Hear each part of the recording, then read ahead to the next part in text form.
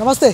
మంత్రి కొండా సురేఖ ఇంటి దగ్గర ఉన్నాం మనం. నిన్న రాత్రి అర్ధరాత్రి 11 గంటల 30 నిమిషాలకు ఇక్కడ ఒక హైడ్రామా చోటు చేసుకుంది.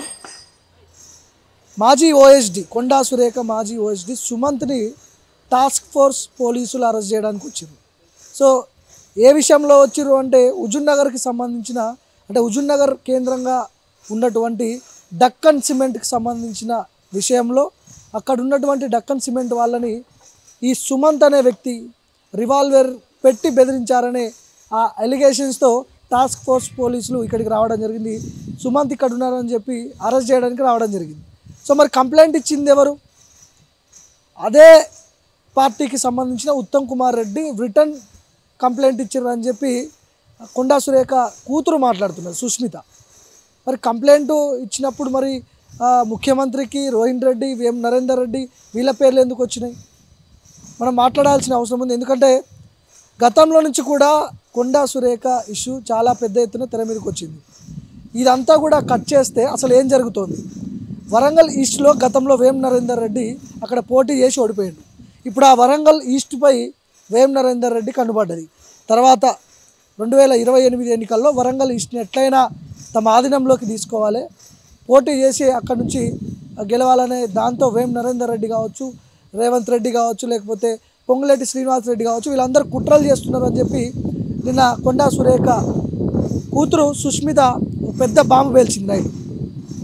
సో డైరెక్ట్గా ముఖ్యమంత్రి పేరు తీసుకోవడం, పొంగులేటి శ్రీనివాస్ రెడ్డి పేరు తీసుకోవడం, వేం నరేందర్ రెడ్డి పేరు తీసుకోవడం, వీళ్ళందరూ కూడా ముఖ్యమంత్రికి చాలా సన్నిహితులు. మరి ఈ వరంగల్ ఈస్ట్ మీద ఎందుకు కన్నేయాల్సి వచ్చింది? గతంలో వేం నరేందర్ రెడ్డి ఇదే వరంగల్ ఈస్ట్ నుంచి పోటీ చేసి ఓడిపోయాడు. మరి వచ్చే ఎలక్షన్స్లో అక్కడ ఉండి గెలిచి అక్కడ జెండా పాతాలని చెప్పి ఇప్పటి నుంచే మంత్రి కొండా సురేఖను సైడ్ చేస్తున్నారా అనే అనుమానాలు కూడా పెద్ద ఎత్తున వినిపిస్తూ ఉన్నాయి. గతం నుంచి కూడా కొండా సురేఖ వ్యాఖ్యలను సోషల్ మీడియాలో ట్రోల్ చేయించడం, ఆమె మంత్రి పదవి ఊడిపోతోందనే ఒక చర్చ తీసుకురావడం, సో వీటన్నిటికి వెనుక వేం నరేందర్ రెడ్డి ఉన్నాడనే చర్చ బలంగా కనిపిస్తూ ఉంది. ఇప్పుడు ఇవన్నీ ఈ వరుస కథనాలు చూస్తుంటే, నిన్న సుష్మిత మాట్లాడిన మాటలు చూస్తుంటే వీటన్నిటికి కూడా ఆద్యం పోసినట్టు కనిపిస్తూ ఉంది. సో టాస్క్ ఫోర్స్ పోలీసులు ఇంటికి రావడం జరిగింది. టాస్క్ ఫోర్స్ పోలీసులు మంగళవారం ఓఎస్డి పదవి నుంచి ప్రభుత్వం తొలగిస్తుంది. కొండా సురేఖ ఓఎస్డిని సుమంత్ని మంగళవారం తొలగిస్తుంది. బుధవారం పోలీసులు వస్తారు ఇక్కడికి, టాస్క్ ఫోర్స్ పోలీసులు అరెస్ట్ చేయడానికి. రీజన్ ఏంది అంటే పలానా హుజూర్నగర్ కేంద్రంలో ఉన్నటువంటి డక్కన్ సిమెంట్ వాళ్ళని ఆయన గన్ను పెట్టి బెదిరించిండు. సో ఆ నేపథ్యం అందుకే టాస్క్ ఫోర్స్ పోలీసులు అరెస్ట్ చేయడానికి వచ్చారని చెప్పి జరుగుతున్నటువంటి ఇది ఇక్కడ. సో నైటే కొండా సురేఖ కారులో ఎమ్మెల్యే మినిస్టర్స్ క్వార్టర్స్కి మంత్రి గారితో కలిసి సుమంత్ని తీసుకుపోవడం జరిగింది. అక్కడ మినిస్టర్స్ క్వార్టర్స్లో కొన్ని ఇన్స్ట్రక్షన్స్ ఉంటాయి కాబట్టి అక్కడికి పోలీసులు ఎలా ఉండదు. సో అది అట్లా జరిగింది. సో కొండా సురేఖ కూతురు చేసినటువంటి వ్యాఖ్యలు చాలా సీరియస్ వ్యాఖ్యలు, చాలా ఘాటు వ్యాఖ్యలు. డైరెక్ట్ ముఖ్యమంత్రి పేరు తీసుకోవడం, రేవంత్ రెడ్డి, వేం నరేందర్ రెడ్డి, లేకపోతే వీళ్ళందరి పేర్లు, పొంగులేటి శ్రీనివాస్ రెడ్డి, ఇవన్నీ కూడా వీళ్ళందరి పేర్లు కూడా తీసుకుంది. ఒకవేళ ఇప్పుడు సుమంత్ గన్ను పెట్టి ఒకవేళ డక్కన్ సిమెంట్ వాళ్ళని బెదిరించినప్పుడు ఆయనతో ఉన్నటువంటి డీసీసీ అధ్యక్షుడిగా ఉన్నటువంటి రోహిన్ రెడ్డి మీద కూడా కేసు అవ్వాలి కదా, ఆయన పేరు ఎందుకు రాలేదనే ఒక ఇది కూడా ఉన్నది. మరి సీఎం ఆఫీస్ నుంచి రోహిన్ రెడ్డి ఆఫీస్కి పక్కనే ఉంటాయి జూబ్లీ హిల్స్లో. సీఎం ఆఫీస్ నుంచి వచ్చిన తర్వాత ఇదంతా కూడా జరిగింది.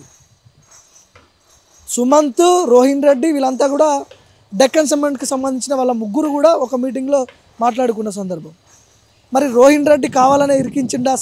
సుష్మిత కూడా చాలా కీలకమైన వ్యాఖ్యలు చేసింది. రేవంత్ రెడ్డి గన్నిచ్చి రోహిన్ రెడ్డిని పంపించిండు, ఈ కేసుని తప్పుదోవ పట్టించడానికే సుమంత్ని ఇరికించడానికే ప్రయత్నాలు చేస్తుందని చెప్పి చాలా క్లియర్ కట్గా సుష్మిత నిన్న అలిగేషన్స్ చేసింది.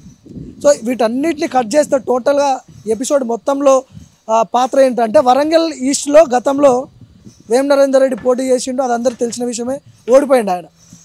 ఇప్పుడు ఆయన ఇక్కడ ప్రాతినిధ్యం వహిస్తున్నది కొండా సురేఖ, ఆమె మంత్రిగా ఉన్నది. బీసీకి సంబంధించిన కమ్యూనిటీకి సంబంధించిన బలమైన లీడర్ ఆమె. ఎలాగైనా కొండా సురేఖని మంత్రి పదవి నుంచి తొలగించాలి, ఆమె మీద అలిగేషన్స్ వేయాలి, 2028 ఎన్నికల్లో వరంగల్ ఈస్ట్లో ఇక్కడ కబ్జా పెట్టి కూర్చోవాలి. సో మొత్తం ఇది ప్లాను. సో దీంట్లో భాగంగానే ఒక బీసీ మంత్రి అయినటువంటి కొండా సురేఖపై ఇట్లాంటి ఎలిగేషన్స్ చేస్తున్నారని చెప్పి సొంత కూతురు సుష్మిత నిన్న ఒక తీవ్రమైన ఎలిగేషన్స్ చేసింది. ప్రభుత్వం ఎట్లా స్పందిస్తుంది మరి దీని మీద? మహేష్ కుమార్ గౌడ్ ఏం స్పందిస్తాడు దీని మీద?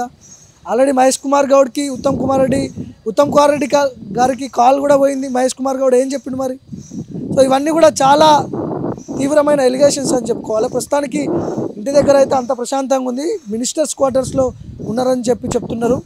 వేం నరేందర్ రెడ్డి లేకపోతే కొండల్ రెడ్డి, తిరుపతి రెడ్డి ఈ టీం అంతా కూడా అక్కడ వరంగల్ లిస్టులో బాగా వేయడానికి ఇట్లాంటి ప్రయత్నాలు చేస్తున్నారని చెప్పి చేస్తున్నటువంటి ఎలిగేషన్స్. ఆమె కూతురు స్వయాన కొండా సురేఖ సుష్మిత చేసినటువంటి వ్యాఖ్యలు ఇవన్నీ. మరి కొండా మురళిని కూడా అరెస్ట్ చేసే ప్రయత్నాలు జరుగుతున్నాయని చెప్పి ఆమె కూడా ఆ వ్యాఖ్యలు కూడా చేయడం జరిగింది. మా నాన్నని ఇరికించే ప్రయత్నం చేస్తున్నారు. గతంలో మా నాన్న లెఫ్టిస్టు, మాజీ నక్సలు, సో పాత కేసులు తీసి మరి అరెస్ట్ చేసే ప్రయత్నాలు జరుగుతున్నాయి. ఇక్కడ వరంగల్ ఈస్ట్లో వీళ్ళది బాగా నడుస్తుంది అని చెప్పి వీళ్ళని ఎట్లయినా పక్కకు సైడ్ జరిపేయాలని చెప్పి కొండా మురళిని, కొండా సురేఖని, సో వీళ్ళందరినీ ఇబ్బంది పెట్టడానికి ఇట్లాంటి ప్రయత్నాలు వేం నరేందర్ రెడ్డి కావచ్చు, రోహిన్ రెడ్డి కావచ్చు, పొంగులేటి శ్రీనివాస్ రెడ్డి కావచ్చు, సో ఈ టీం అంతా కూడా ఒక ప్లాన్ ప్రకారం చేస్తున్నారని చెప్పి సుష్మిత మాట్లాడడం జరిగింది. ప్రభుత్వం ఎట్లా స్పందిస్తుందో చూడాలి దీని మీద. ఎందుకంటే ఇది ప్రతిపక్ష పార్టీలో ఉన్నటువంటి ఎమ్మెల్యేల మీదనో మాజీ ఎమ్మెల్యేల మీద జరుగుతున్నటువంటి ఇది కాదు. సొంత పార్టీలో ఉంటూ రూలింగ్లో ఉన్న పార్టీ, సొంత పార్టీ మంత్రులపై జరుగుతున్నటువంటి ఎలిగేషన్స్ ఇవి. చాలా సీరియస్ ఎలిగేషన్స్ ఇవన్నీ కూడా. ఇప్పటివరకైతే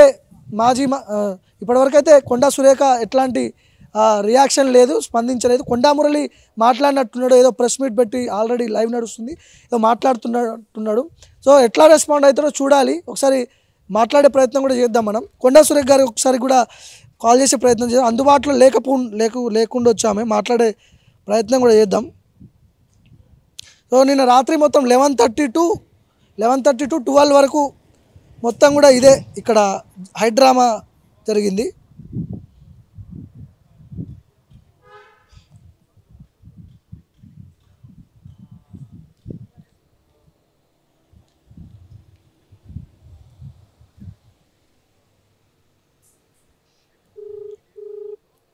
ఫోన్ లిఫ్ట్ చేస్తారా?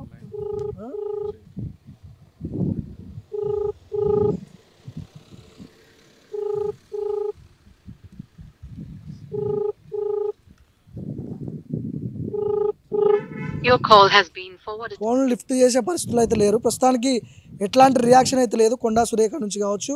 మురళి మాట్లాడుతున్నట్టు మేబీ ఆయన ప్రెస్ మీట్లో ఉన్నాడు కావచ్చు. సుష్మితతో మాట్లాడే ప్రయత్నం కూడా చేద్దాం మనం. సుష్మిత బయట తీసుకుందాం. ప్రస్తుతానికి వాళ్ళ ఇంటి దగ్గర ఎట్లాంటి ఇదైతే లేదు. ప్రభుత్వం ఎట్లా స్పందిస్తుంది? ఎందుకంటే ఆమె చేసినటువంటి వ్యాఖ్యలు డైరెక్ట్ ముఖ్యమంత్రిని టార్గెట్ చేసి మాట్లాడింది సుష్మిత. వేం నరేందర్ రెడ్డిని టార్గెట్ చేసి మాట్లాడింది. ప్రభుత్వ సలహాదారుడుగా ఉన్నాడు ఆయన. మంత్రి పొంగులేటి శ్రీనివాస్ రెడ్డిని టార్గెట్ చేస్తూ మాట్లాడింది.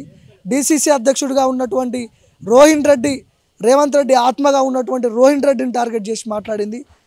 మరి ఒకవేళ ఇందులో సుమంత్ ఇన్వాల్వ్ అయితే పక్కనే ఉన్నటువంటి రోహిన్ రెడ్డిని ఎందుకు ఇన్వాల్వ్ చేయలేదు అనే ప్రశ్నలు వస్తున్నాయి.